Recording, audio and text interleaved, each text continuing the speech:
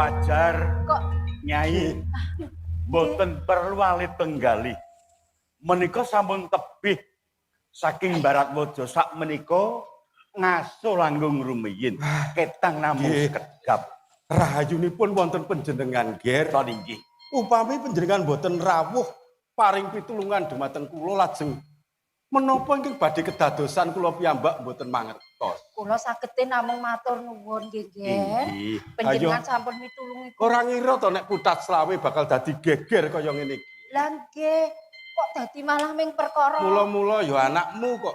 lho kok anak kula Klerumu ki duwe anak we ayu.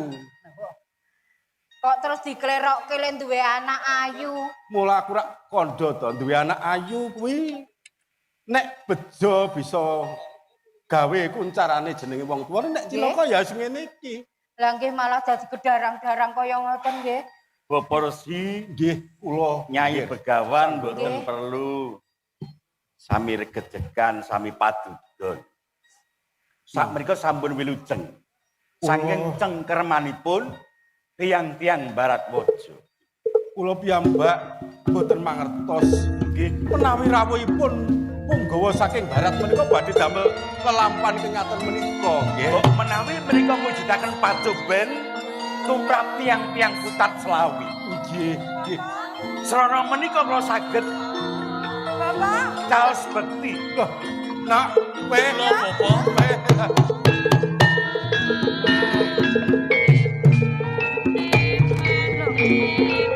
ora kira pepet pisan tenan nek kaya ngene iki Kowe Adi Mustika Sari. nggih. Ora apa-apa to, Kang Sulis. Ora apa-apa kok, Kakang. lah kowe digeret karo sing kaya tikus wirok kae. Aku dieneng-eneng karo punggawa loro kae. Wah, janis Rahayunipun Bapak Resi mboten menapa-menapa. inggih, nggih ning kowe Sita. rak ya ora apa-apa to no Mergo sing mitulungi Bapajar Putat Slawi aku. Oh, Sing nyelametke aku. dadi sing Rebo wis Nyai caos Begawan. pitulungan Hmm? panjenengan dalem. Ya, Waduh, ya. matur nuwun Kakang, dene panjenengan wis nyelametke calon maratuwaku. Kosok baline pun sewu Bapak, ingkang putra pun Adi Mustika Sari, samangke sampun kula tulungi saking tanganipun Adipati ing Baratwaja. Dimas Sidarta, Inggih Kakang. pun Kakang nelake gedening panuwun. Kowe wis bisa nulungi calon Mbak Yumu. Lho, Iya calon garwaku Adi Mustika Sari. Wah, kok jer Matur nuwun ya dia. sik iki piye to iki Oh, Bapak menika iki sing nulungi ya, ya, ya. bapakmu ya ta Nggih, nggih. terus kula ingkang cepet mitulungi kowe Adi Mustika Nah, Sari. kok iki Ayo karang Heeh. prajurit semono kae panjenengane nak Masanggara mlebu adu arep karo punggawa terus bisa mitulungi aku ora ngerti nggone nyingitke anakmu kuwi sing mitulungi nak Mas Sidarta. Gumun kula Ini aku Bapak. mau terus ditulungi to, Biyo. Nah, wong aku mau dipoto-foto sapa kuwi karo Sang Prabu. sing kaya Adipati Baratwaja. Oh, ha kok bapakmu kok ndolek kaya tikus wirok Patihe. oh patihe Nek beda to? adipatine ngluwihi tikus wira. karang kabeh nrongat tok ya, Mbak. kok nyrongat mamat niku ngerti po Bapajar Nggih, kula nak Masanggara. blak kemawon. Kula rewangi rekaos luputipun menawi kula mboten nampi pitulungan pun Bathara. Inggih, Mbok naik pecah. Mergi mengsah tiang-tiang Baratwaja. inggih mboten mayu benak Mas siji. Kejawi kula kepengin mitulungi panjenengan. Ning tenanipun kula ugi kepengin nylametaken calon sisihan kula Adi Mustika Sari. Kula tresna kalian Adi Mustika Sari. Mila menawi wonten keparengipun Bapajar Adi Mustika Sari badhe kula ajak gesang sesarengan. Mukti sesarengan wonten ing Kadipaten Jagaragan. Menawi panyuwun kula radi benten Bapak. Dos pundi nak Mas Sidarta? Panyuwun kula mboten muluk-muluk, mboten ngame-ame ingkang werni-werni, namung setunggal. Kula kepengin panjenengan pundhut mantu. Wong ora muluk-muluk yang padha wae. Keteranganipun panjenengan kekalih badhe ngayunaken anak kula Mustika Sari. Leres, Bopo. Nggih, nggih. Matur nuwun. Nak Mas Sanggara, Tadi Nak Mas Sidarto. Panjenengan sampun paring pitulungan dumateng kula sak keluarga. nggih, nggih. Namung perkawis jejodohan ingkang saged nemtokaken dede kula. Awit ingkang badhe nglampahi anak kula Mustika Sari. Nah, rening panjenengan lenggah wonten ing papan menika. Nggih, pisan kowe nyekseni. No? Nggih. Kene Mustika Sari kene. Tidak apa, Pak. Kula Bapak. Kahanan Riki mawon. Panjenengan riki mawon. ngaten kemawon kok lajeng cubriya. Kahanan ing Putat Slawe saiki wis tentrem. Kula pun sumpah, Bapak.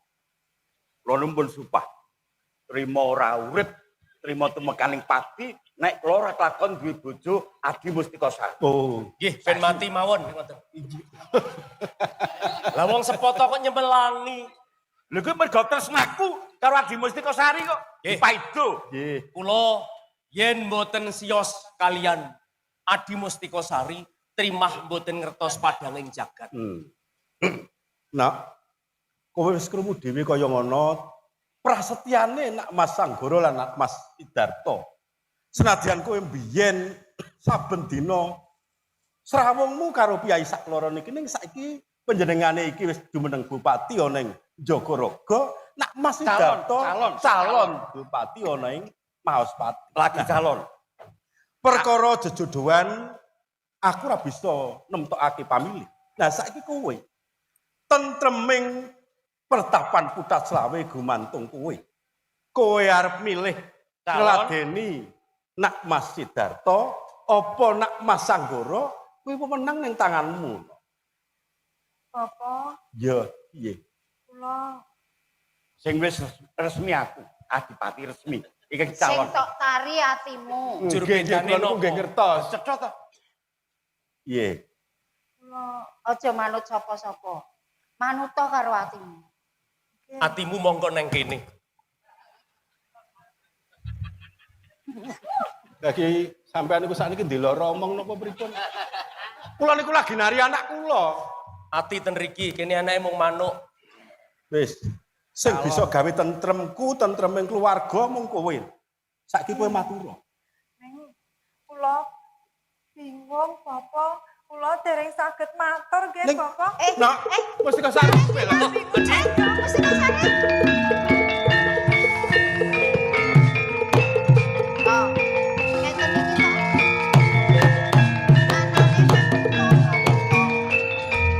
Ayo, Dikandani sithik ora iso. Terus cincing ora maido. Kaya ngapa bingunge atine Mustika Sari? Mergo kekarone kowe pancen wis srawung suwe ana ing pertapan Putat Slawe Lah kene. nggih wis kaya Kakang Adi. Hmm. Ning kok ya do ora iso ngomong lho panjenengan ki. Nuwun sewu. Mbok menawi raosipun mesgul awit saking pakarti kula. Sampun badhe kula tututi. Ger. Ger. melu.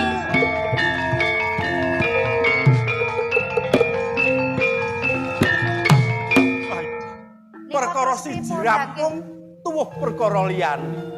Wis saiki ngene wae. Nggih, Perkara anakmu tak rampungan nggih. ning jaganen katentreman Putat Slawe. Oh, nggih, nggih. Tak tututane. Oh, nggih. Ning hati-hati nggih, Pak. Kuwatirke Pak. banget. Melu. Bapak. Nyuwun pangapunten kula bingung saestu.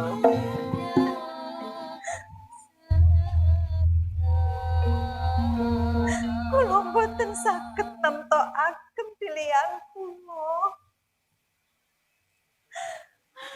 Iya, kula bingung.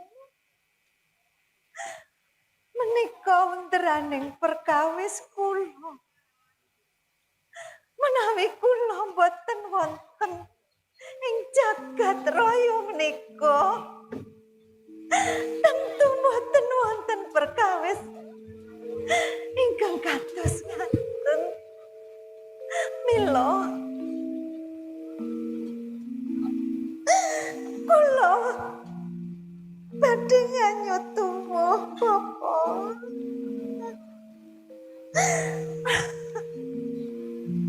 Kula ikhlasaken jiwa raga kula.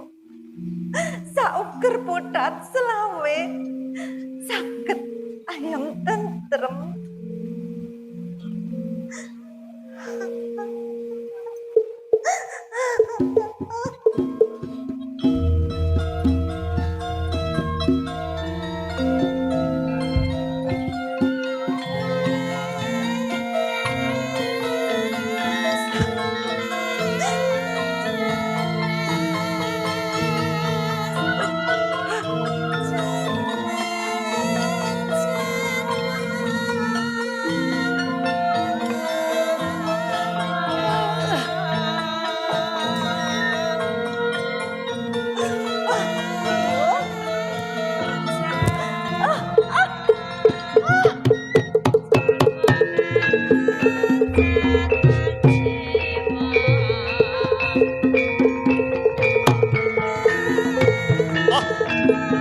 Adi, Mustikosari. Mustikosari. Oh. Adi, kowe kena ngapa wong ayu? Dosi Adi tresnane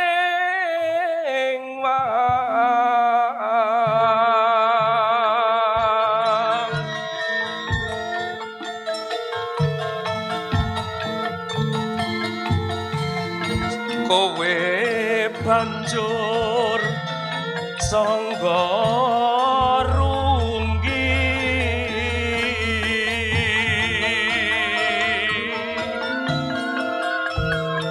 ngapa kebak panalongso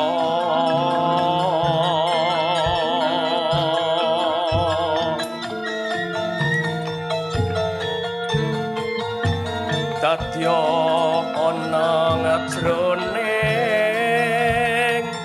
galeh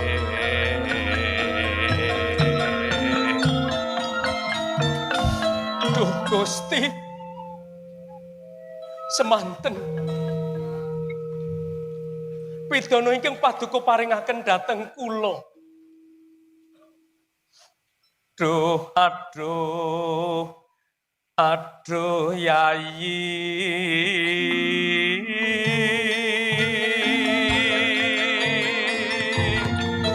ndang tangi yo duh wong ayu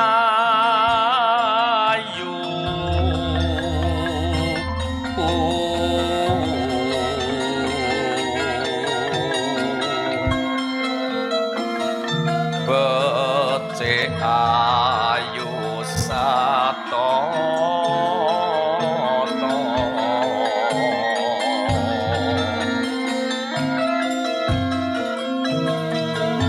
malebeng bebrayan suci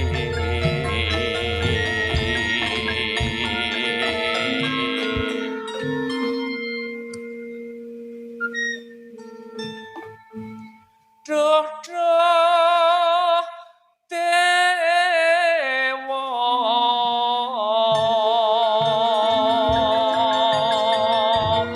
kawula nyuwun ngapura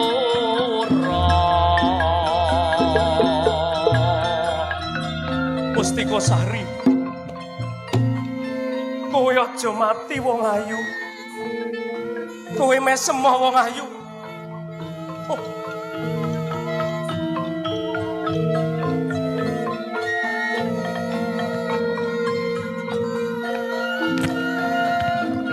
Ing sacedhakmu ana piranti sing sak jerone ana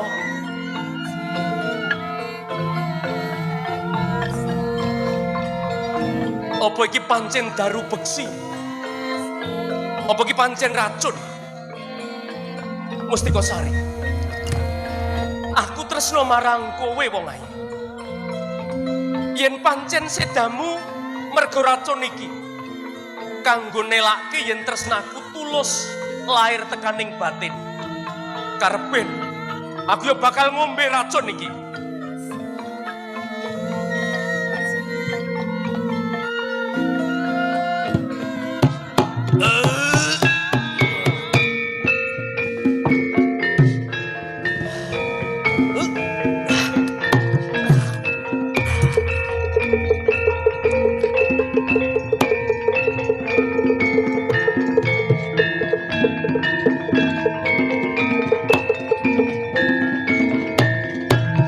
Mustikosari.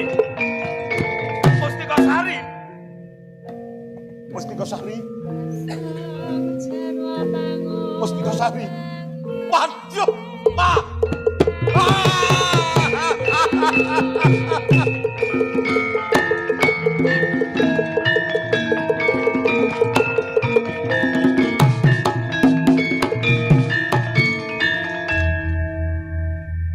Kowe lampus diri.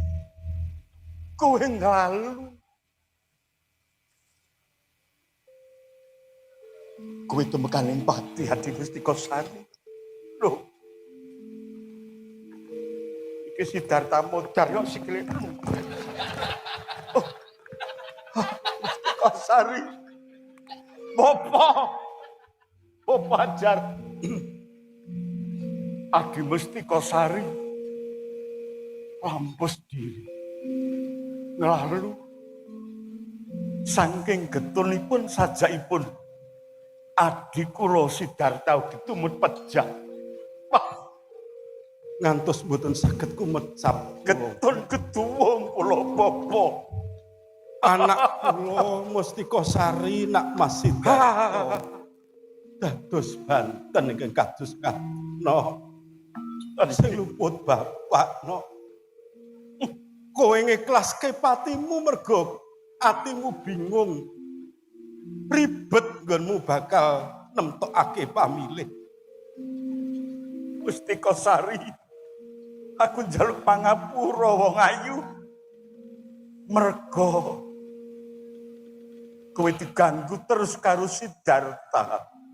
Nganti ngentengke marang patimu. Mustikosari. Nggih Sagoro. Kowe wis mati wae seh. Ngujiwat esem. Iso ndudut rasane ati. Bapa. Kula terima pejah. Kula ugi badhe nderek lampus diri. Mergi katresnan kula. Mangke ruwun pejah. Adi kula Sidarta ugi ngaten. Nuwun sewu. Boten wonten kinanipun kula gesang Bapa. Mangke rumiyin. Nuwun sewu. Mustikosari lan Mas Sidarta sampun dados banten. Tadi Awit ngeboti katresnanipun. balik. Sakmenika panjenengan kersanipun dos pundi? Upami nuwun sewu. Balik. Upami ning namung tembung upami. Balik. Dan panjenengan sampun nyekseni anak kula sampun dumugi ning pejah kalian Sidarta. Upami piyambakipun menika saged gesang malih panjenengan kinten-kinten dos.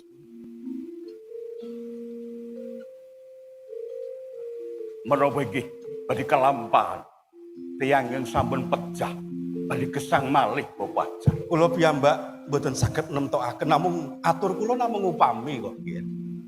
Inggih mergi tresna kula kalian Mustikosari menapa dene adi kula Sidarta. Nggih.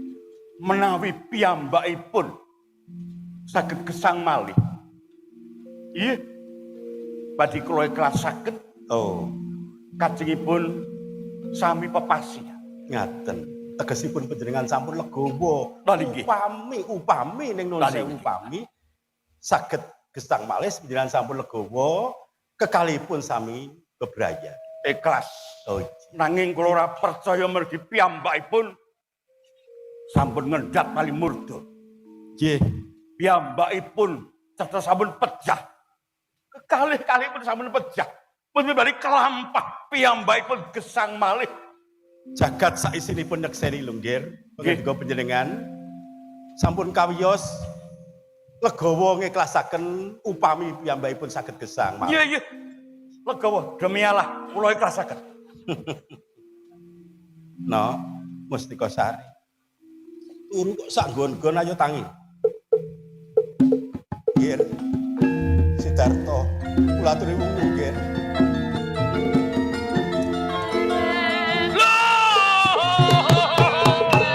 Mustika Sari urip.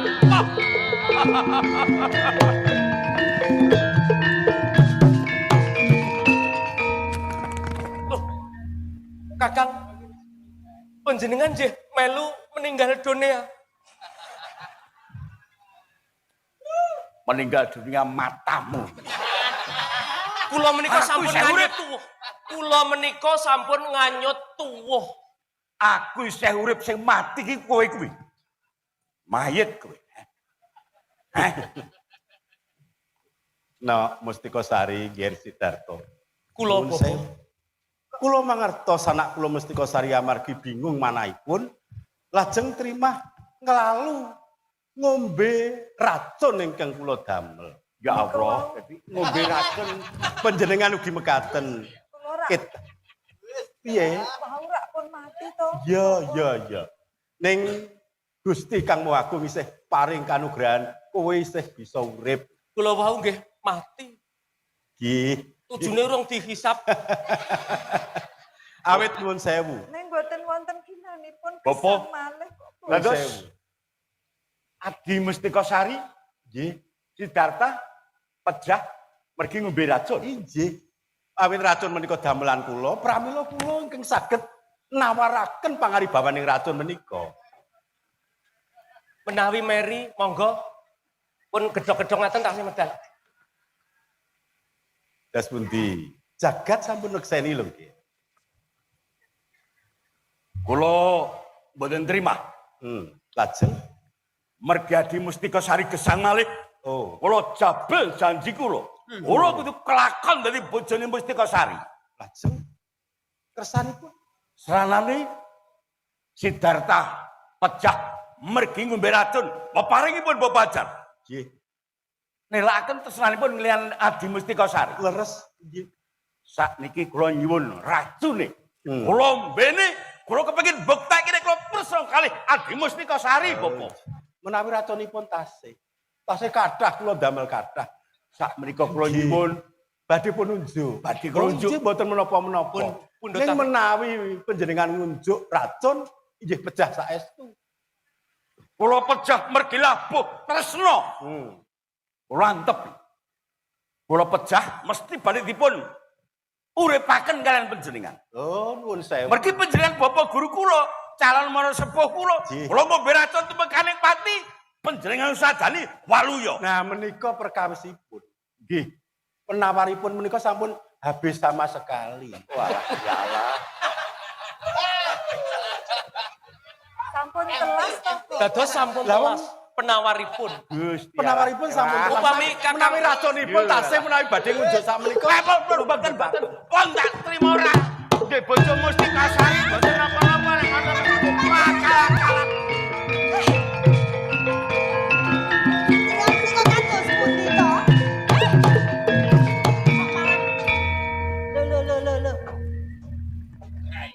Estu badhe ngersakaken racun. Menawi ngersakaken racun tasih. Pun terima mboten. Ya Lawan pripun? janjine napa pripun lho panjenengan menika lho Kang Mas. Napa kula padosaken dong kecubung. Wis kono do rembukan kono. Tak Kang istirahat. Mas. Kang Mas Anggoro. Kowe iki sapa?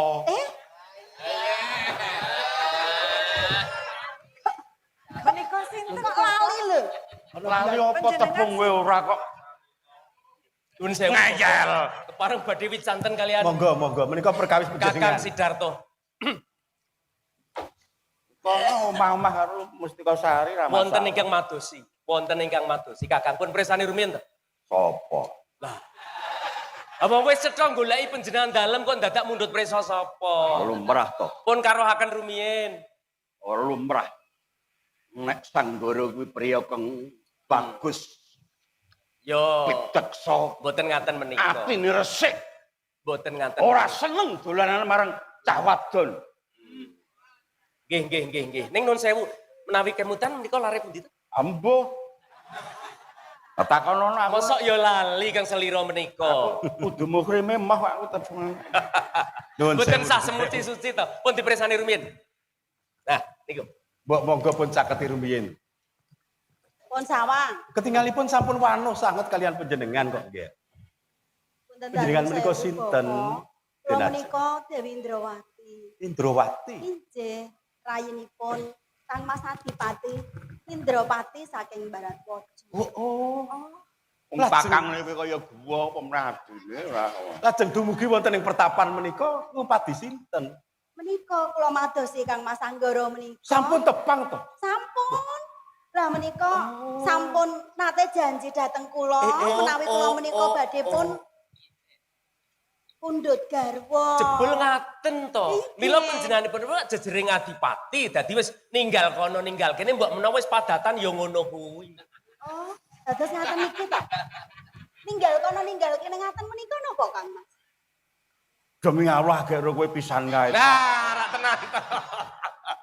Kok ngendika ki lenting. Kok ngaten menika lho. Apa kok paksa kok kene lak paksa. Panjenengan menika penjabat Andene tembune kaya saiki oyak-oyak pejabat ulur. Punggawa. Kok njur arep tumindak nggugu kersane dhewe. Aku dirudo paksa di. Wong lanang kok Kanggo dirudo paksa. sinten? Lah wong ya panjenengan piyambak nggih Jur- purun ngoten kok. Kowe nancep kepiye? Kok aku ora gelem dikira aku ora duwe rasa Lah, welas asih marang sepadha-padha. kok panjenengan saged ngendika ngaten lho kalau wingi sanjange tresno dateng kula ngaten kok. Andene kok golek racun. Pun jenenge saniki napa? racune disidakke liar kunjuk. Tasih kok tasih kan. Sampeyan wis sepuh kok ya Menawi seneng. badhe ngersakaken tasih. Mboten pun. Lah wong panjenengan menika ya guyon kok senengane janji karo Nggih. kiai kaya ngono kok. Nika blak mawon adinipun Indropati. Kula mergi mesaken kalian piyambakipun. Nggih. Nggih, senajan kepepet. Lho kok kepepet?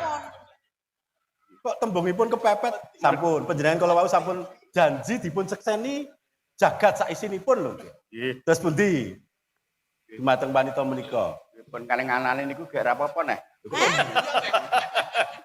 Sampun. Mbok menawi mila sampun lampahing kodrat mila kedangaten. Ya ini aja galak-galak. Kanjeng Adipati kok kaya. Iki wong wedok rusane mboten sama. Sing kandha sinten? Nggih, sakmenika ngaten, nggih, Sanggara lan panjenengan Nak Inggih, Sidar. Koko. Mbok menawi kepanggihing jodoh panjenengan kalian Nak Mas Sanggara lelampanipun mila kedangaten. Inggih. Mugi-mugi anggenipun bebrayan Nak Mas Sidarto kalian anak kula Mustika Sari. Ugi Nak Mas Sanggara kalian Denajeng Indrawati. Sageta tansah pikantuk nugraha saking Gusti ingkang Maha Agung. Inggih. Ayem tentrem siji lan sijine tansah guyub rukun nggone mangun brayan. Inggih. Sak menika monggo Inggih. kersa kampir rumiyin wonten pertapan Inggih, inggih. supados saged lejar penggalih dengan Sendika Sedaya menika mugi mahanani Inggih. ayem tentrem pertapan Kutha Selawe kalebet wewengkon sembungan lan sak kiwa tengenipun. Mugi Gusti berkahi Bapak Inggih. Monggo, monggo. Monggo-monggo bro Inggih. sarengan iki.